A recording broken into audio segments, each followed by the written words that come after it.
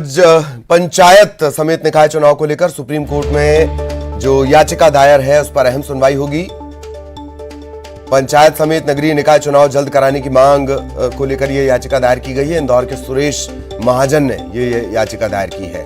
इसके माध्यम से सुप्रीम कोर्ट में प्रश्न उठाया गया है। मध्य प्रदेश में चुनाव संबंधी आरक्षण और परिसीमन के अधिकार सरकार को, क्या यह अधिकार एमपी निर्वाचन आयोग के पास नहीं होना चाहिए, ये पूछा गया है।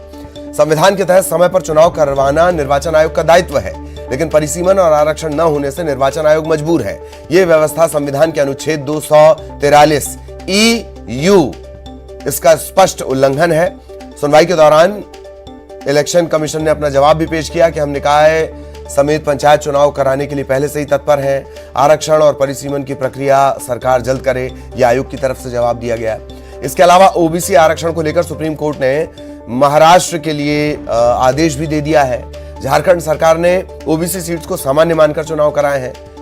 आज प्रदेश सरकार की तरफ से जवाब पेश किया जाना है। प्रदेश में पंचायत चुनाव, निकाय चुनाव, इसे लेकर बड़े आदेश के आने की उम्मीद है। Justice AM Khanwilkar, justice Abhay S और जस्टिस CT कुमार की बेंच इस मामले पर सुनवाई करेगी।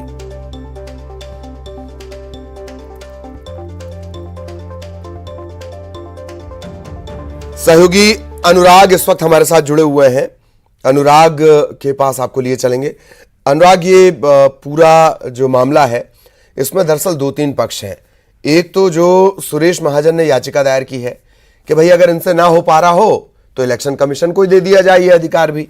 एक दूसरा, कल जिस तरीके से महाराष्ट्र के लिए आदेश आए हैं, ऐसा लगता है कि लगभग वैसी स्थितियां मध्य प्रदेश के साथ भी बन सकती हैं और ये व्यापक प्रभाव डालेंगी। तो आज की सबसे बड़ी हैपनिंग इसे कहा जा सकता है। अनुराग।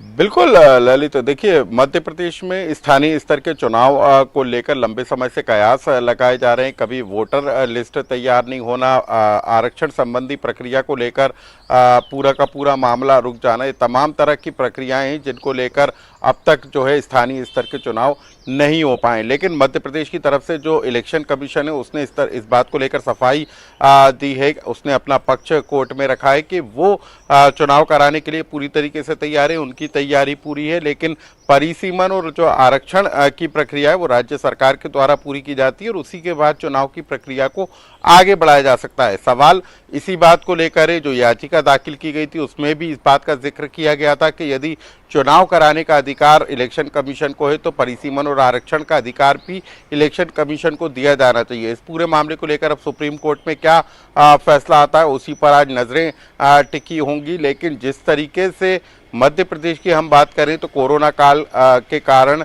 जो है पहले चुनाव नहीं हो पाया, लेकिन उसके बाद परिसीमन और आरक्षण जैसे मामलों को लेकर कोर्ट ने कई तरह की टिप्पणियां की थी और उसके बाद पंचायत स्तर के चुनाव पर भी रोक लगा दी गई थी। लेकिन अब जो है कोर्ट के फैसले पर सभी की नज़रें होंगी और जिस तरीके से याचिकाकर्ता ने भी जो मांग रखी है कि अधिकार जो है इलेक्शन कमीशन को दिए जाएं, उसके बाद क्या कोर्ट फैसला करता है। महाराष्ट्र को लेकर जिस तरीके से कोर्ट का फैसला सामने आया है उसमें अब ये उम्मीद लगाई जा रही है कि मध्य प्रदेश को लेकर भी आज सुप्रीम कोर्ट कोई बड़ा फैसला ले सकता है और उसके बाद जो है चुनाव की प्रक्रिया आगे बढ़ सकती है।